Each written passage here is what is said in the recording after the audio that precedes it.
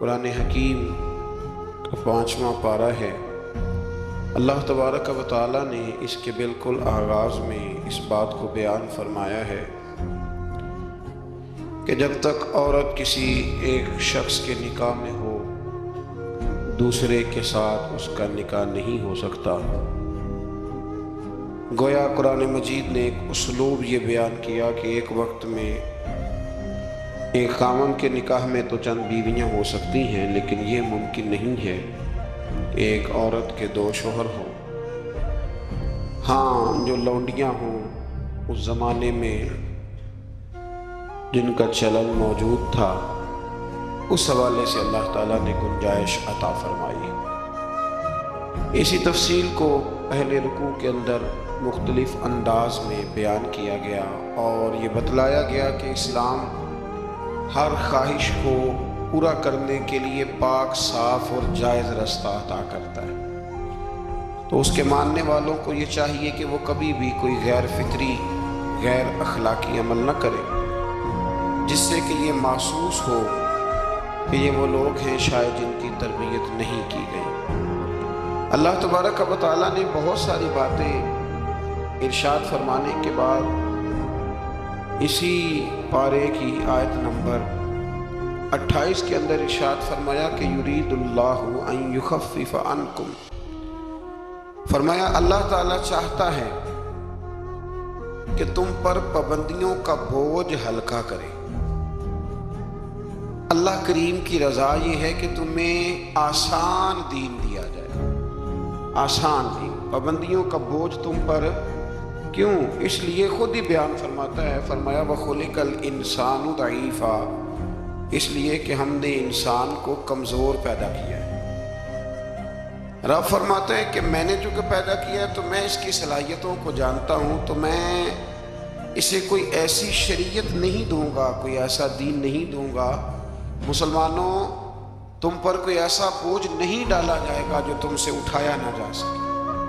اللہ تبارک و تعالیٰ نے جتنے بھی ہمیں احکام عطا کیے نا، وہ نماز پڑھنے سے لے کر جہاد کرنے تک، زکوٰۃ دینے سے لے کر حج کرنے تک، جتنے بھی احکامات دیے ہیں، سارے بندہ مومن کے لیے بڑے آسان، سارے بندہ مومن کے لیے بڑے آسان۔ اور جب انسان اس راستے پہ چلتا ہے تو پھر اللہ تبارک و تعالیٰ اس کی مدد فرماتا ہے، پھر اللہ اس کے لیے آسانیاں فرماتا ہے۔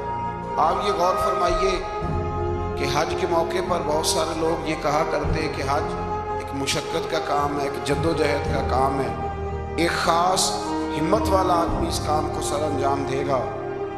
لیکن آپ نے یہ بھی بڑی باریکی سے ملاحظہ فرمایا ہوگا کہ بڑے ضعیف العمر لوگ حج کرنے جاتے ہیں، کمزور لوگ حج کرنے جاتے ہیں، لیکن ایسا کبھی نہیں ہوا کہ کوئی یہ کہے کہ حج کی مشقت کے راستے میں کسی کا انتقال ہو گیا۔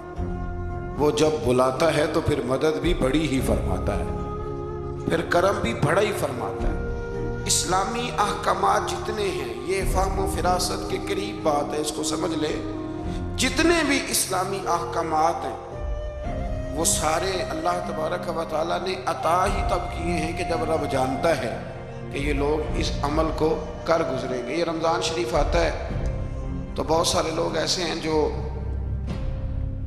کہتے ہیں جی ہم مزدوری کرتے ہیں، غریب لوگ ہیں، ہمارے لیے بڑی دشواریاں ہیں، ہمیں جد و جہد کرنی پڑتی ہے، تو روزہ رکھنا ہمارے لیے بڑا دشوار ہے۔ تو کوئی بیچ میں سے ایسا رستہ نکل آئے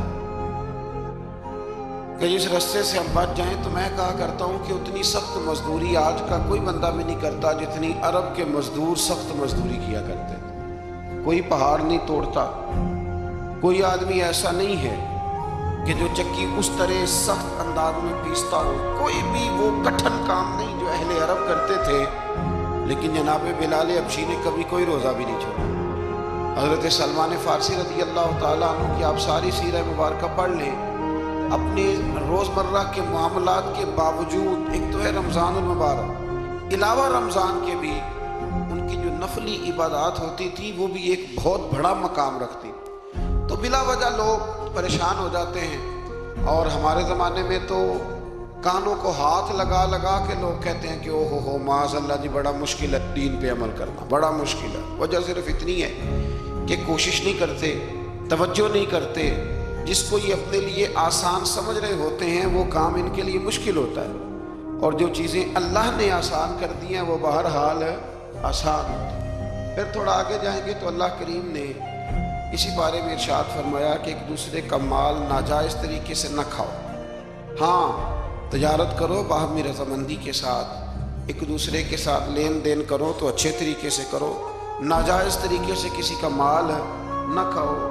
اس کی تفسیر میں ایک حدیث ہے مسند امام احمد بن حنبل میں، نبی کریم صلی اللہ علیہ وسلم نے فرمایا کہ جس شخص نے ناجائز طریقے سے مال کمایا ہے نا، یہ اسی کا تھا، اسی کا نصیب تھا، جس نے کما لیا اسی کا تھا۔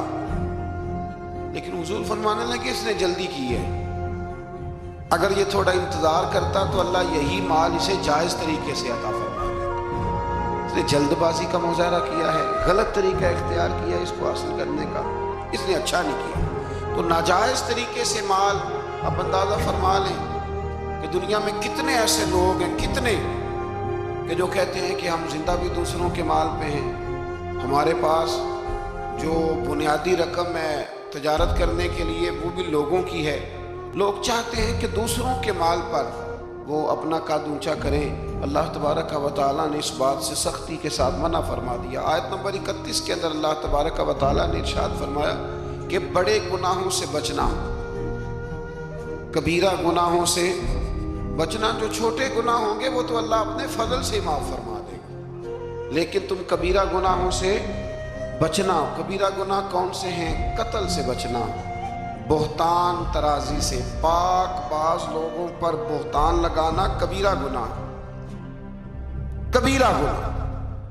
قتل کبیرہ گناہ ہے، اور بہتان ترازی حدیث صحیح میں موجود ہے۔ ہمیں بالکل نہیں پتہ ہوتا کہ سامنے والے کے معاملات کیا ہیں، لیکن ہم بہتان لگا دیتے ہیں، اور شریعت کے اندر باقاعدہ اس کی حد رکھی گئی ہے، کوڑوں کی سزا رکھی گئی ہے۔ جب تک آپ کو تحقیق نہ ہو جائے، میرے نبی کریم علیہ الصلوۃ والسلام نے فرمایا کسی شخص کے جھوٹا ہونے کے لیے اتنا ہی کافی ہے کہ سنی سنائی بات آگے بیان کر دیتے ہیں، یہ جھوٹا ہے، اس کو چاہیے تھا اس کی تحقیق کرتا۔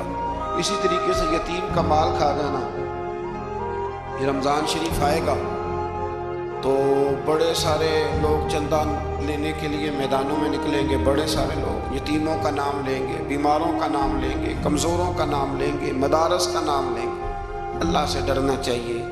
اللہ کریم نے جو میرے اور میرے بچوں کے حصے میں رکھا ہے وہ کوئی دوسرا چھین سکتا نہیں، لیکن انداز غلط اختیار کرنا، اس سے انسان کا نقصان ہوتا ہے۔ کبیرہ گناہوں میں اس کو رکھا گیا۔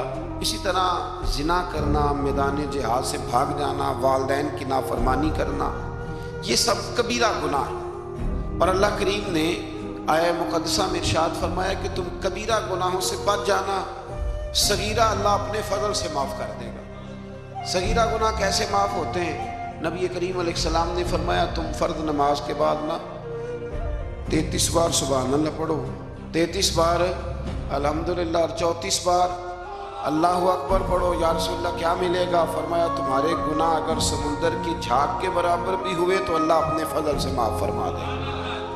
اور فرمایا نماز تسبیح زندگی میں ایک دفعہ پڑھ لینا، اگر تمہارے گناہ سمندر کی جھاگ کے برابر ہوئے تو اللہ معاف فرما دے۔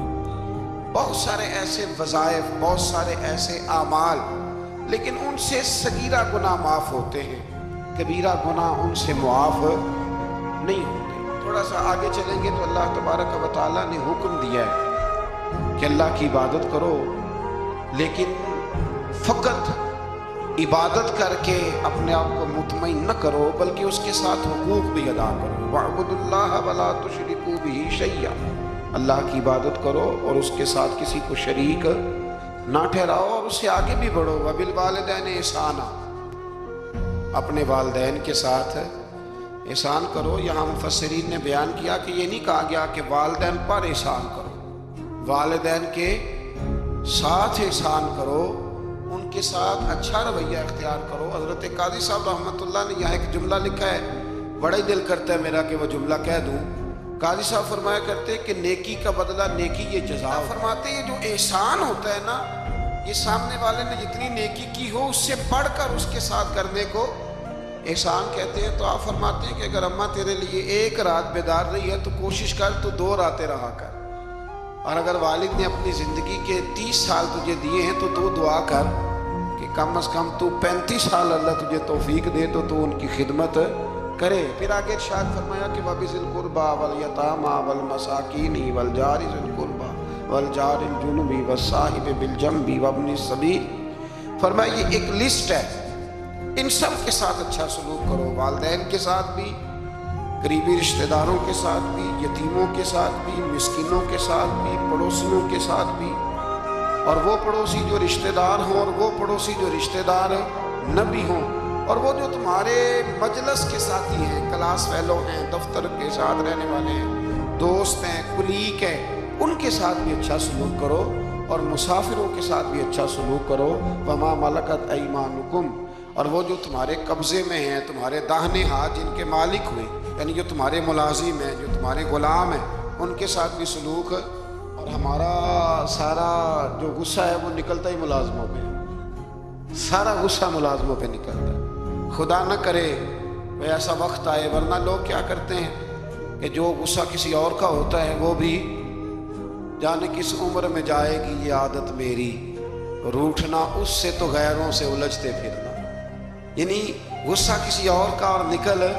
حضرت صدر الشریعہ رحمۃ اللہ علیہ صاحب بہار شریعت فرمایا کرتے تھے کہ جو ٹیچر ہے نا پڑھاتا ہے، وہ جب غصے کی حالت میں ہو تو کلاس میں نہ آیا کرے، ایسا نہ ہو کہ بیگم صاحبہ کا غصہ بھی بچوں پہ نکال کے چلا جائے، وہ کلاس میں نہ آئے، وہ جب اپنے مزاج کو معتدل پائے تو پھر وہ کلاس میں آئے۔ اللہ تبارک و تعالیٰ نے اس آیت میں وہ سارا چارٹر دیا، وہ لسٹ دی، یہ وہ سارے لوگ ہیں جن کے ساتھ ہم نے اچھا سلوک کرنا ہے۔ اور آخر میں فرمایا ان اللہ لا يحب من کان مختالا فخورا، فرمایا اللہ تعالیٰ پسند نہیں کرتا اس شخص کو جو مغرور بھی ہو، فخر کرنے والا بھی ہو، متکبر ہو، ایسے لوگوں کو اللہ مختالا فخورا، اللہ اس آدمی کو جو متکبر ہے، جو اتراتا ہے، اس کو اللہ پسند نہیں کرتا۔ تو پیچھے حقوق کا بیان تھا، تو آخر میں فرمایا کہ تکبر کرنے والے اللہ کو پسند ہے، اس کا مطلب ہے حقوق وہ بندہ عطا نہیں کرتا جو متکبر ہوتا ہے، جس میں عاجزی ہوتی ہے نا، وہ ماں باپ کے حق میں بھی اچھا ہوتا ہے، وہ رشتہ داروں کے حق میں بھی، مسکینوں کے حق میں بھی، کلاس فیلوں کے حق میں بھی، یہ اللہ کریم نے بیان کر دیا۔ فرمایا جو متکبر ہوتا ہے وہ کسی کے حق میں بھی اچھا نہیں ہے۔ آخر میں تکبر کا ذکر کرنے کا معنی یہ ہے کہ وہ بندہ اگر عاجزی والا ہو تو پھر وہ سارے حقوق صحیح طور پر ادا کر لے گا۔ تھوڑا سا آگے بڑھ کے اسی پارے میں اللہ تبارک و تعالیٰ نے بخل کی، کنجوسی کی مذمت فرمائی۔ فرمایا کچھ لوگ ایسے ہیں جو بخل کرتے ہیں اور دوسروں کو بھی بخل کرنے کا حکم دیتے ہیں، اور جو اللہ نے انہیں اپنے فضل سے دیا اس کو چھپاتے۔ یہ آیت نمبر 37 ہے۔ آپ کو بہت سارے لوگ معاشرے میں ایسے ملیں گے جو آپ کو مشورہ دیں گے، چھوڑو یار، یہ ان لوگوں کا تو کام ہے چندے جمع کرنا، یہ تو کام ہے ان لوگوں کا، یہ آ جاتے ہیں ویلفیئر سوسائٹی والے، یہ آ جاتے ہیں سڑک بنانے والے، اسکول والے، یہ لوگ آ جاتے ہیں، تو یہ مشورہ دیا جاتا ہے، خود بھی بخل کرتے ہیں اور لوگوں کو بھی بخل کا مشورہ دیتے ہیں۔ یاد رکھے اللہ تبارک و تعالیٰ جب آپ کو آپ کی ضروریات سے زیادہ دیتا ہے نا، اس کا مطلب ہے کہ پھر اللہ نے آپ کو کسی کے لیے بانٹنے کے لیے دیا ہے۔ جب اللہ تبارک و تعالیٰ نے دیا ہے تو پھر اللہ کے دیے سے اس کی راہ میں خرچ کرنا یہ انسان کو نفع دیتا ہے، یہ اس کا فائدہ کرتا ہے۔ میرے نبی پاک علیہ السلام نے فرمایا جب صبح ہوتی ہے نا تو 2 فرشتے زمین پر اترتے ہیں، ایک فرشتہ یہ کہتا ہے کہ اے اللہ سخی کو زیادہ عطا فرما، اور دوسرا کہتا ہے اللہ جو بخیل ہے نا، کنجوس ہے، ہونے کے باوجود خرچ نہیں کرتا، اللہ اسے روک لے، اسے عطا نہ فرما۔ دونوں فرشتے یہ کہتے ہیں، اور حضور فرمانے لگے جو سخی ہے وہ اللہ کے بھی قریب ہے، لوگوں کے بھی قریب ہے، اور جنت کے بھی قریب ہے، اور جو کنجوس ہے وہ بندوں سے بھی دور ہے، معاذ اللہ اللہ سے بھی دور ہے، اور جنت سے بھی دور ہے۔ تو کوشش کریں جو اللہ نے دیا ہے اس میں سے اللہ کے راستے میں خرچ کیا جائے۔ انہی آیات مقدسہ میں پھر امانتیں ادا کرنے کا بھی حکم ہے، آگے چل کے پھر حسد کی ممانعت بھی فرمائی گئی، پھر ان لوگوں کو سمجھایا گیا کہ جو بلا وجہ لوگوں کو حاکموں تک لے جاتے ہیں، یعنی بلا وجہ کے مقدمات، بلا وجہ یہ جو ہمارے مالدار لوگ ہوتے ہیں انہوں نے تو ایک پکا وکیل رکھا ہوتا ہے مقدمے کرنے کی، اس پہ بھی کر دو، اس پہ بھی کر دو، اس پہ بھی کر دو، الجھائے رکھتے ہیں۔ اور بغیر کسی سبب کے بعض لوگوں کی یہ عادت ہوتی ہے لوگوں کو تنگ کرنا، نوٹس بھیجتے رہنا۔ اللہ کریم نے ان آیات کے اندر منع فرمایا۔ 5ویں پارے کی سورہ نساء کی آیت نمبر 64 فرمایا وما ارسلنا من رسول الا لیطاع باذن اللہ، فرمایا ہم نے جو رسول بھی دنیا میں بھیجے اس لیے بھیجے کہ ان کی اطاعت کی جائے، ان کی فرما برداری کی جائے۔ اور آگے ارشاد فرمایا وَلَوْ أَنَّهُمْ إِذ ظَّلَمُوا أَنفُسَهُمْ جَاءُوكَ، محبوب جب یہ لوگ اپنی جانوں پہ ظلم کر بیٹھے تو آپ کی بارگاہ میں حاضر ہو جائے۔ وَلَوْ أَنَّهُمْ إِذ ظَّلَمُوا أَنفُسَهُمْ جَاءُوكَ، محبوب جب یہ اپنی جانوں پہ ظلم کریں تو آپ کی بارگاہ میں حاضر ہو جائے۔ ظلم سے مراد جب گناہ کر بیٹھے پھر کیا کریں؟ فاستغفر اللہ، اللہ سے معافی مانگیں، واستغفر لهم الرسول، اور رسول بھی ان کی سفارش کر دیں، لوجد اللہ توابا رحیما، تو یہ ضرور اللہ کو توبہ قبول کرنے والا اور رحم کرنے والا پائیں۔ تو یہ کون فرما رہا ہے؟ اللہ کریم کہ جب اپنی جان پہ ظلم کرو تو میرے محبوب کے دروازے پہ آ جاؤ، مجرم ہو تو منہ اشکوں سے دھوتے ہوئے آؤ، آؤ در تواب پہ روتے ہوئے آؤ۔ قرآن میں موجود ہے توبہ کا طریقہ، سرکار کی دہلیز سے ہوتے ہوئے آؤ۔ اب کچھ لوگ یہاں اپنی مرضی کی تشریح بھی کرتے ہیں، کچھ لوگوں کا مزاج بن جاتا ہے، وہ کہتے ہیں جی پہلے تو کہنے لگے کہ اس آیہ مبارکہ کے مفاہیم ہی کچھ اور ہیں، پھر جب امت نے زیادہ بیان کیا تو کہنے لگے یہ حضور کی حیات ظاہرہ تک تھی۔ میں نے کہا جی کہاں لکھا ہوا ہے؟ قرآن مجید میں کہاں لکھا ہوا ہے؟ اللہ پاک نے تو مطلق کہہ دیا کہ جب بھی ظلم کرو تو میرے محبوب کی بارگاہ میں، چاہیے تھا نا کہ جو تشریح تم کر رہے ہو۔ اللہ کریم انہی الفاظ کے ساتھ بیان فرماتے کہ زندگی میں جانا بعد از وصال نہ جانا۔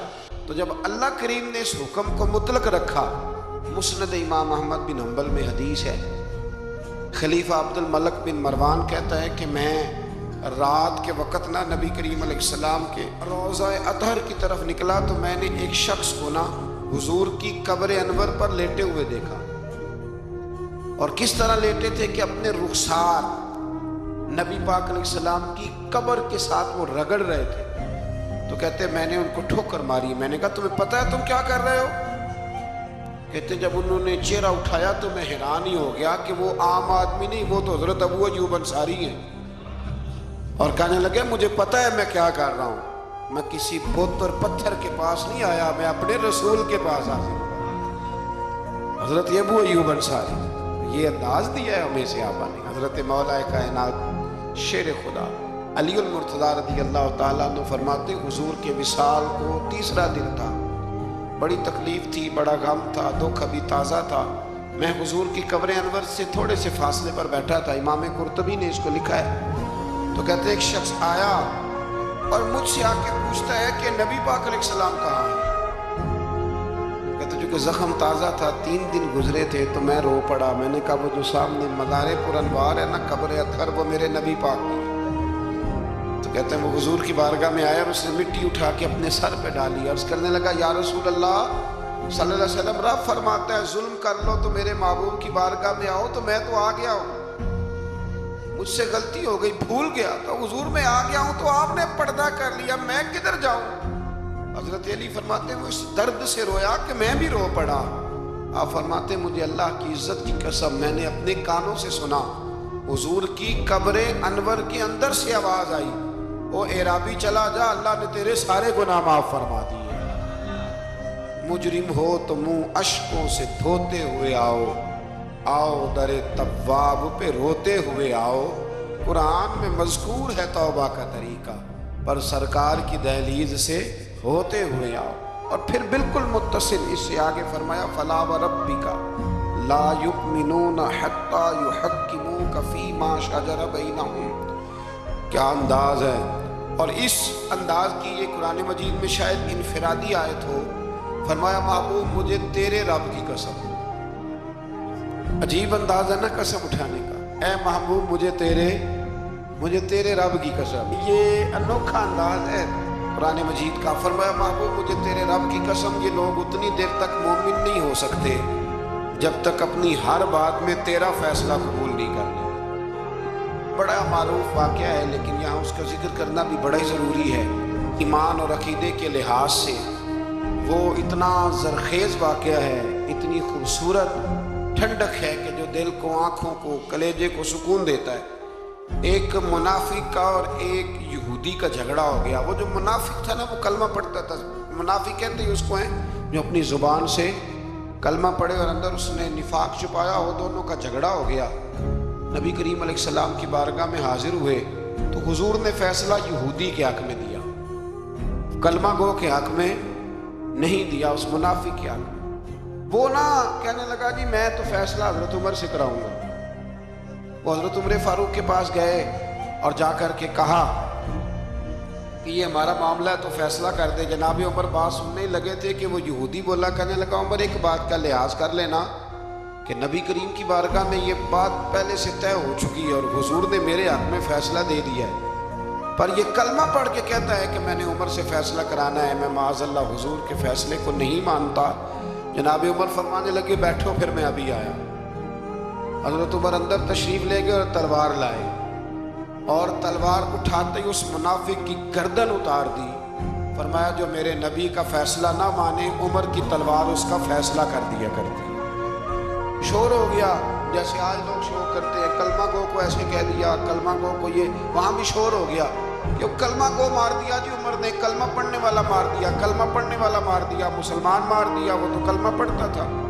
جب بہت شور ہوا تو اللہ تعالیٰ نے قرآن مجید کی یہ آیت نازل فرمائی، فرمایا محبوب کون سا کلمہ اور کون سا اس کا ایمان؟ ایمان تو تب مکمل ہوگا جب تیرے فیصلے قبول کرے گا۔ کلمہ پڑھنے سے تھوڑی ایمان مکمل ہوگا، جب تک تیرا فیصلہ ہی قبول نہیں کرتے۔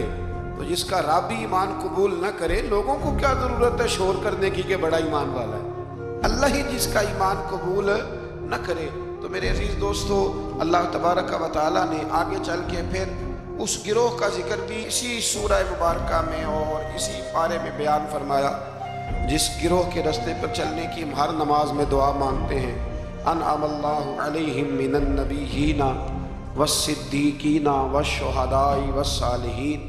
فرمایا وہ جو تم ہر نماز میں کہتے ہو نا صراط الذین انعمت علیہم، تو انعام یافتہ لوگ اس سورہ مبارکہ نے آیت نمبر 69 میں بیان کیے۔ فرمایا وہ انبیاء ہیں، صدیقین ہیں، شہداء ہیں، صالحین ہیں، اور انداز دیکھیے کتنا شاندار ہے قرآن کا۔ فرمایا وَحَسُنَ أُولَئِكَ رَفِیقًا،